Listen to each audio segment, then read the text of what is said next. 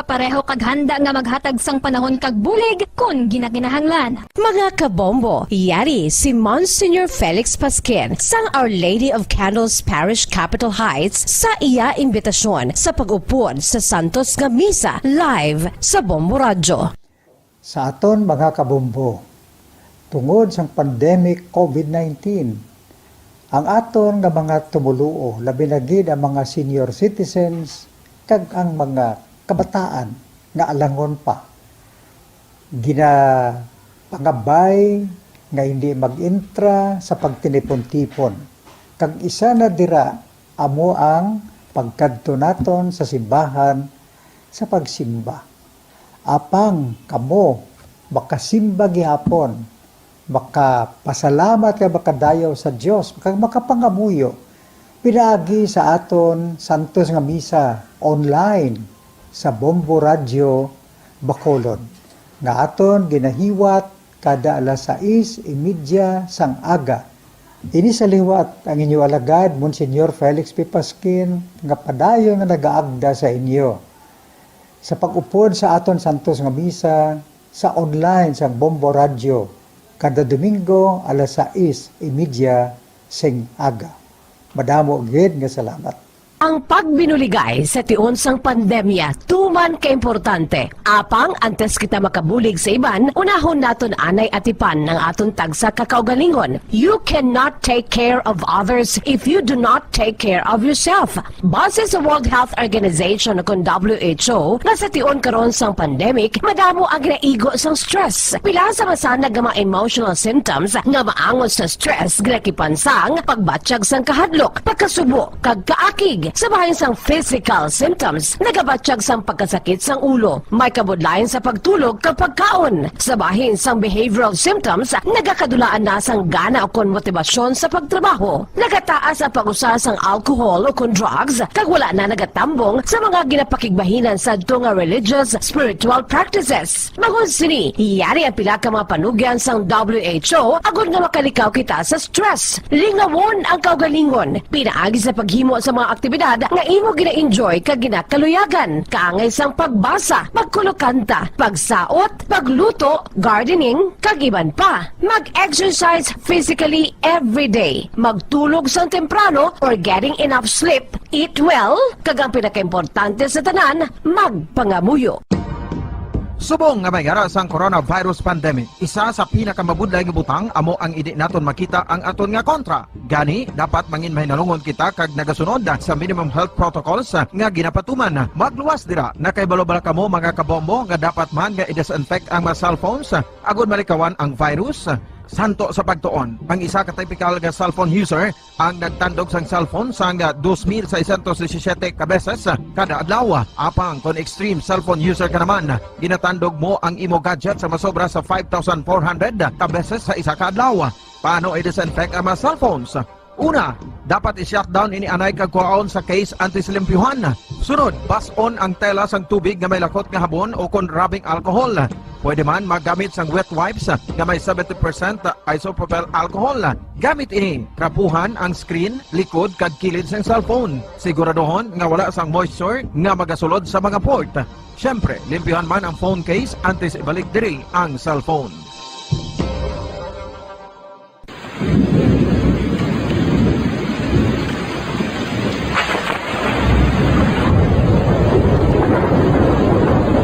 Tiempo tigululan na naman mga kabombo. Ang ikayong lawas ng tanan aton gid halungan. Gani likawan nga mabasa sa ulan agud makalikaw man sa balatian. Yari ang mga bombo tips sa tiyon sang tig-ulunan.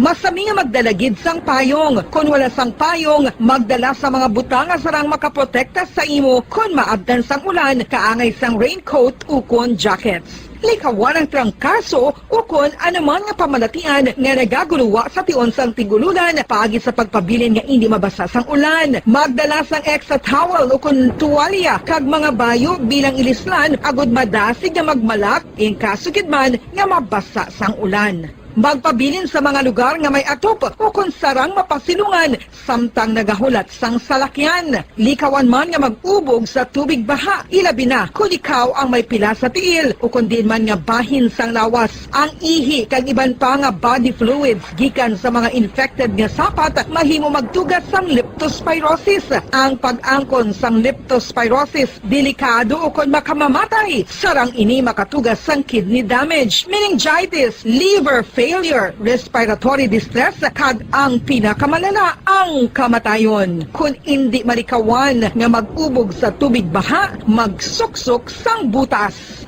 Mga kabombo, ini pila lamang sa mga panumdum gikan sa Bombo Radio Bacolod sa tiun sang Tig-Ululan. Para sa Pambansang Radyo ng Pilipinas, consistent overall number 1 sa Bacolod, Basta Radio, Bombo!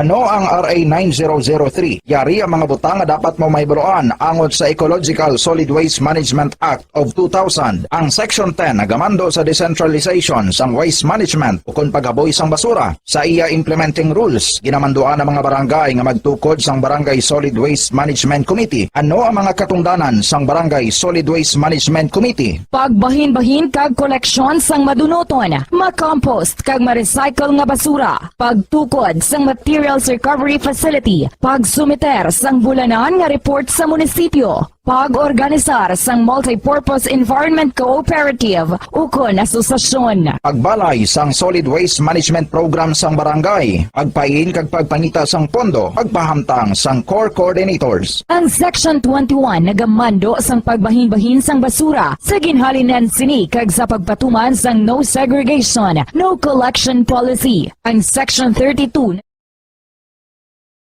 dekada nang nagtatanggol sa mga mamamayan, patuloy na nagsasaliksik at mabilis maghatid ng mga balitang siksik at malaman. Patuloy na nangunguna sa mga issue, drama, promo at serbisyo publiko. Ito ang Bombo Radyo Bacolod, ang pambansang radyo ng Pilipinas. Basta Radio Bombo! Bombo Radyo Bacolod. Number 1! Basta Radio Bombo! When I'm dead, my dearest, sing no sad songs for me. Plant down no roses at my head, nor shady cypress tree. Be the green grass above me when flowers and dewdrops wet. And if you will remember, and if you will forget. Recuerdos, mga handumanan, nga ginkalimtan apang nagapanagilot sa kaisipan. Agud buhion ang mga hitabo, agud liwat, nga magpatyag sang kamingaw. Ukon kalipay. Recuerdos, sa kasaysayan. Micaela! Huwag nang mangamba kung ikaw ay nalulungkot sinta. Di ka na mag-iisa. Sasamahan ka sa hirap at saya.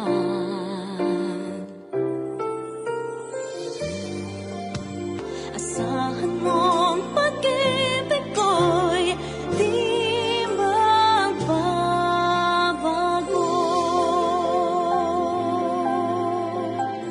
Kagkaron sa kasugpon sang aton sugilanon diri sa Recuerdos sa kasaysayan. Micaela! Hanggat ako'y nabubuhay, ika'y mamahalin. Asahan mong pag-ibig ko'y di magbabago.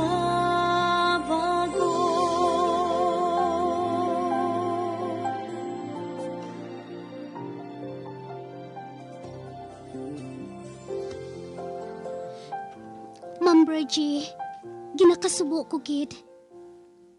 Pati ikaw, natagan ko sang problema parte sa akon. Oh, ini ka magpalibog. Wala ka nagahatag sang problema sa akon. Pero nagapati ako nga hindi na siya magpakita. Agod nga gamuhon ka diri. Luyag ko nga magpabilin ka diri. Hasta san o nga gusto mo. Salamat gid Ma'am Bridgie. Wala sang anuman. Sige na. Makahalin ka na. Ipahamtang lang ang buot mo. Luyag ko lang nga makahibalo ka nga nagkari diri ang imo iloy. Akigid siya sa akon, Mom. Kay ginlalis ko kunong luyag niya nga magwa ako sa kumbento. Luyag niya nga magpabilin ako didto bilang lubos nga mungha. Kag hindi na kuno ako maghalin pa. Kag ginapangamuyo ko na lang nga kuntani mapatawad niya ako, Mom.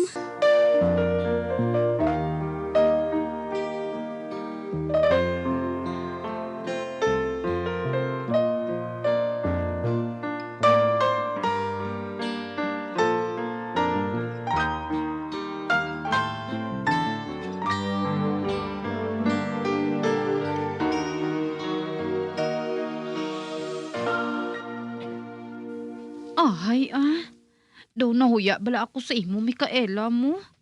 Hamak mo, ha? Manggaranon ka gali? Anak kasang isa ka manggaranon nga si Mamerto. Kag dira nagatrabaho ang akon magulang. Inga nga mahuya ka, Ruby. Di mo. Ginpatigayon ko ikaw nga makasulod diri bilang kabulig. Nga daw pareho lang bala sa akon, haw? Uti, anong malain dira? Wala man sing malain dira, Guro Ruby. Kag kun wala mo ako ginbuligan, kun tani, may malain na nga natabo sa akon. Siguro, tawgon ko na lang ikaw sa matuod mo nga ngalan, Hindi ko na ikaw pagtawgon kay Mikaela, kundi tawgon ko na ikaw kay Alona. Tawga lang ako sa ngalan nga Mikaela, Ruby. Nalipay ako sa ngalan nga ina. Bangod nakilala ko ikaw. Kag nakilala ko ikaw sa ngalan nga ina. Kag nalipay man ako nga nakaangkon ako sang isa ka abyan nga pareho sa imo, Ruby.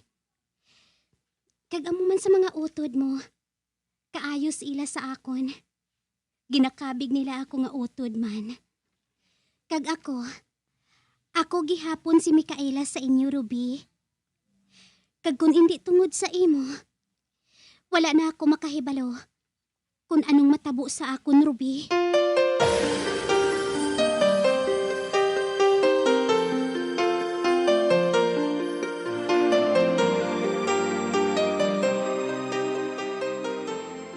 Akig ako sa Virginia nga to. Sino siya? Kag wala siya sang rason nga pakanubuon ako. Tanawo naton. Apang napapati ko siya, nga si Alona, isa ko lang kamot tiyatya. Kag wala na ako sang rason o kung katungdanan sa iya. Bahala siya sa kaugalingon niya.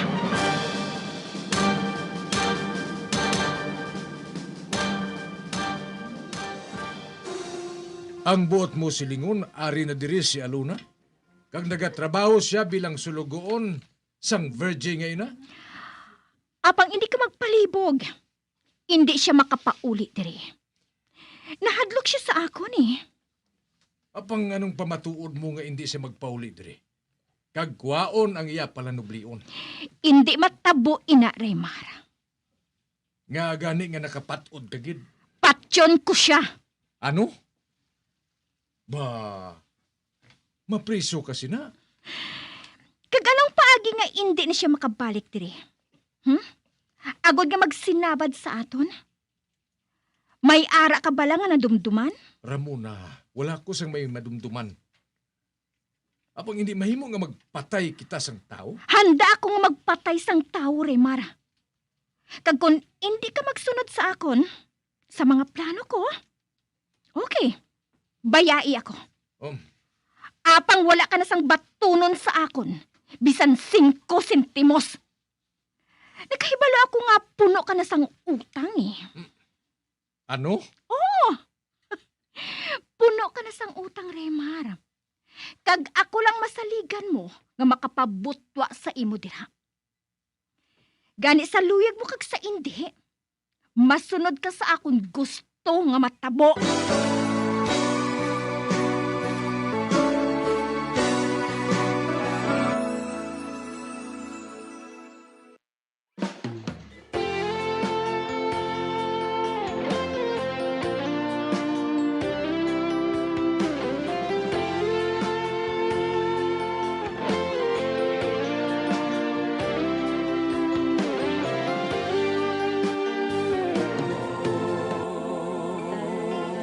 Maayong hapon.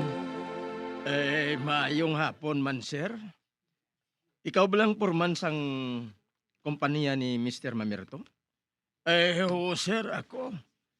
May kinahanglan ka bala sa iya? Oh. Matanawa ko sang iban nga design nga pwede ko gamiton. Sa akong mga pang-display nga gamit sa sulod sang balay. Pareho sang mga plato, flower base kag picture frame. Pero ang dumdum ko kung nakita mo na ang tanan nga design. Oh. Pero wala ko maluyaging ginpinta sa akon nga design. Kag suno kay Sir Mamerto, may mga drawing kag sketches pa siya nga nabilin. Apang hindi niya ini mabaligya o kung mapakita bisan kay sino. Amo ina nga gintago niya kuno sa kabinet. Pwede ba nga makasulod sa iya office? Pwede sir, mabalik ka lang karon sa hapon? Karon sa hapon? Sige. Kung mo sina, mabalik ako karon sa hapon. Pero sir, ginakasubo ko gid, hindi na siya magbalik. Hindi ba nga nagsiling kabagulang nga mabalik siya karon sa hapon? Ang mabalik, sir, among iya asawa, si Ma'am Ramona. Amo gali. Din bala nagkadto si Mr. Mamerto? Sa patio, sir? Sa patio? Maano siya sa patio? Patay na siya, sir? Ano? Wala ka bala makahibalo sina, sir? Bago lang ako mag-abot halin sa Manila. Ano ba lang iya balatian? Ginatake siya sa kurason? Amo gali? Oo, sir. Amo na nga hindi na siya makabalik dire. Ang mabalik amo si Ma'am Ramona. Ang iya asawa. Amo ina nga ako na lang ang ginasaynan niya. Nga among maatubang sa mga tao nga gusto mag-order dire sang ilang nga produkto. Pero nagaplano gani siya, sir, nga ibaligya ang factory nga ini. Amo gali? Oo, sir. Siling mo ikaw ang na-assign nga magatubang sa mga suki ninyo dire. May mo ba lang makasulod sa opisina sang imo amo? Kaga mapatanaw sa akon ang skits ang ginasiling niya nga ginatago dito? Baho, sir. Pero nagsiling si Ma'am Ramona nga pahibalon ko siya, anay.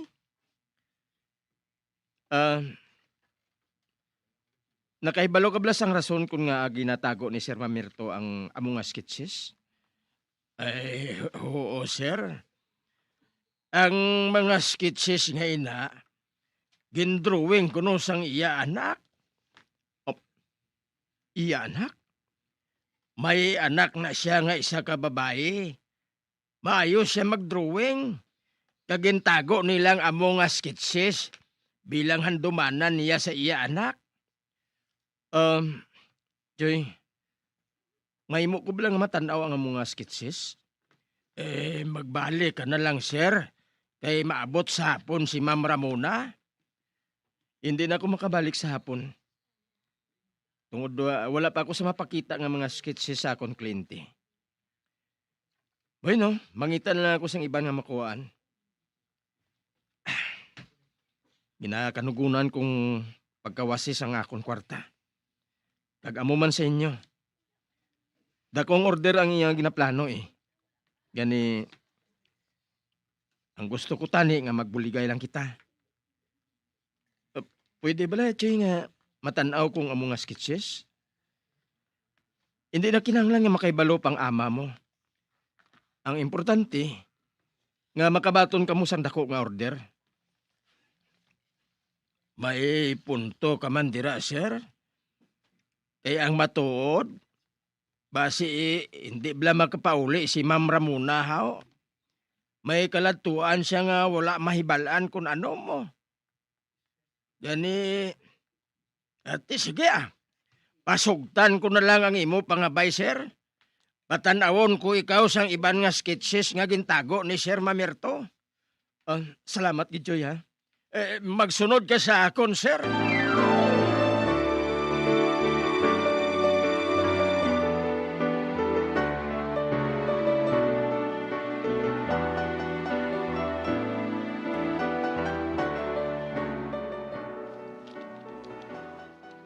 Magpungko ka, sir.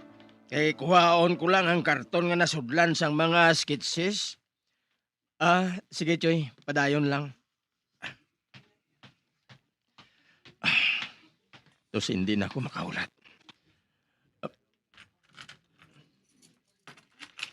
Ato. Nakita ko na nga ginyabihan niyang kabinet. Kag may nakita ko nga mga karton nga nasudlan sang iban pa nga mga sketches. Sir. Amoy ning karton nga hindi pag ipatandog sa akon ni Ma'am Ramona, ho. Madali lang, ha? Kay ibutang ko sa lamisa. Kag ikaw na lang ang magpili sang maluyagan mo, Ara na, sir. Magwaanay ako sang makadali, ha?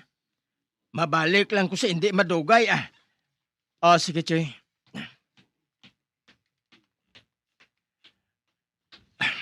Aring karton. Wala ko pa makita ang iban nga sketches. Kabay pa kuntani. Nga makita ko ng gusto ko nga makita. Kabay pa kuntani. Ukayon ko ini.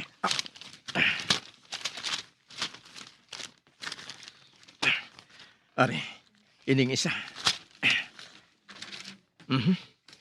Ari, sketches ang isa ka lalaki nga nagapaligo sa suba.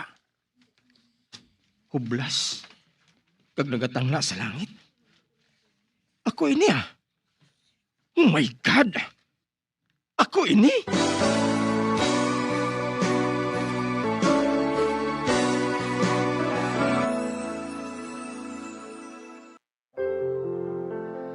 Huwag nang mangamba kung ikaw ay nalulungkot sinta. Di ka na mag-iisa. Sasamahan ka sa hirap at saya.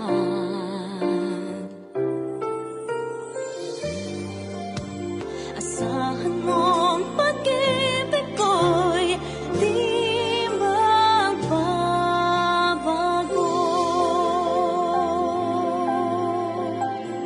Mga abyan, sundan ninyo sa pagpamati ang kasugpon sang aton sugilanon diri sa Recuerdos sa Kasaysayan. Micaela! Ginsulat kag sa direksyon ni Elizabeth Batidwan Navarro. Hanggat ako'y nabubuhay, ika'y mamahalin. Asahan mong pag-ibig ko'y di magbabago.